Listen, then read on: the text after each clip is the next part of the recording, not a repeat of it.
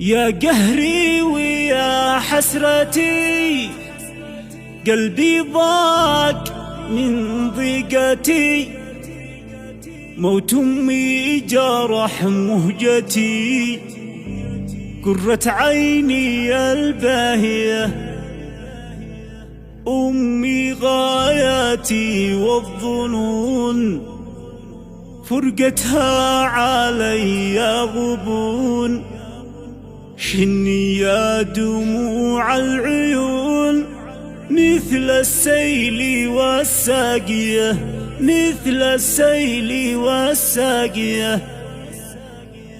من كلمات أم عبد الباسط ابنة علي محمد العصري، من أبناء محافظة حجة، مديرية بني العوام بني العصري، وهي تعزية بعد موت والدتها سعادة حزام العصري رحمة الله تغشاها وأسكنها الله فسيح جناته.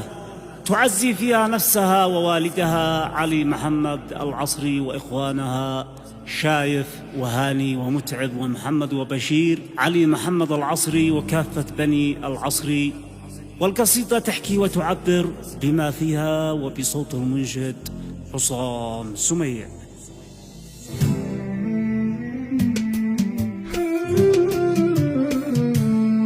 يا الله يا عظيم الرجاء، يا من بيدك المخرجا، اطلب رحمتك والنجاة، يا من رحمتك شافية، يا واحد احد في سماك، اترجاك واطلب رضاك، ما لي عوني ثاني سواك، في عونك انا راجيا. عبد الباسط المحترم، امك قالت ادي القلم، واكتب لي حروف الألم والأبيات والقافية. يبني قلبي أمك حزين من دنيا الجفا والأنين، واليوم زادي قلبي حنين في موت أمي الغالية. ماتت جدتك يا الهمام الحرة سعادة حزام، نور البيت وقت الظلام، أمي نجمة البادية. يا قهري ويا حسرتي، قلبي ضاق من ضيقتي، موت أمي جرح مهجتي، قرة عيني الباهية، أمي غايتي والظنون، فرقتها علي غبون، شني يا دموع العيون، مثل السيل والساقية. يا حزني على الوالده، كم عيني لها فاقده، كانت نورنا الماجده، أم الأسرة الراقية، كانت نورنا كلنا والمصباح في بيتنا، واليوم أصبحت دورنا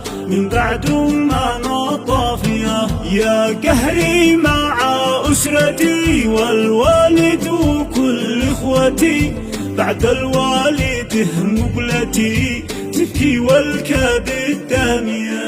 ليت إن القدر والأجل من ربي أخذني بدل، أمي مهجتي والأمل عيني بعدها باكية. يا رب سالك لأجلها ترحمها وتغفر لها، في الفردوس تجعل لها دار الجنة الباقية.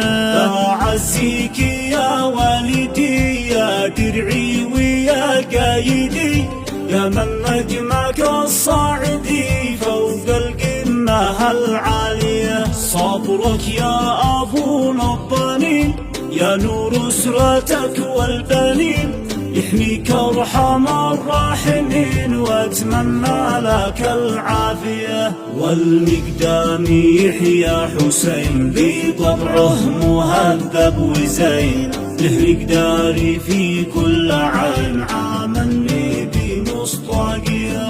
اللي في مقامه أبي واقف دائما جانبي، قلبه بالوفا طيبي، فيها الميزة الراقية.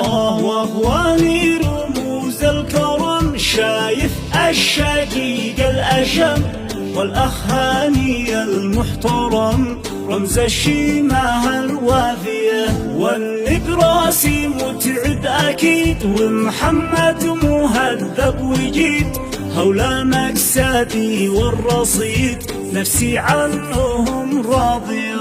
واجب يا اخواتي صبركم عظم ربنا أجركم، ونعتز وافخر بكم يا أهل الحكمة القادية.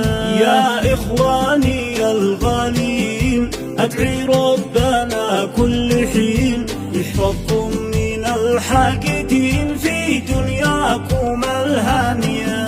وانته يا شقيقي بشير أدعي ربنا واستجير، وحسبي ونعم النصير يجعل نياتك صافية. أترجاه باسم الكتاب أن يهديك درب الصواب، يكفي ضيقتي والعذاب من أوجاعك القاسية. كيف قلبك علي سخي تجعل مهجتي تصرخي، ونختك وأنت أخي ليش القسوة الجافية. ماشي أخي في موقفه يجرح يا أخي مكلفه، إلى فاقد المعرفة ما عنده إنسانية.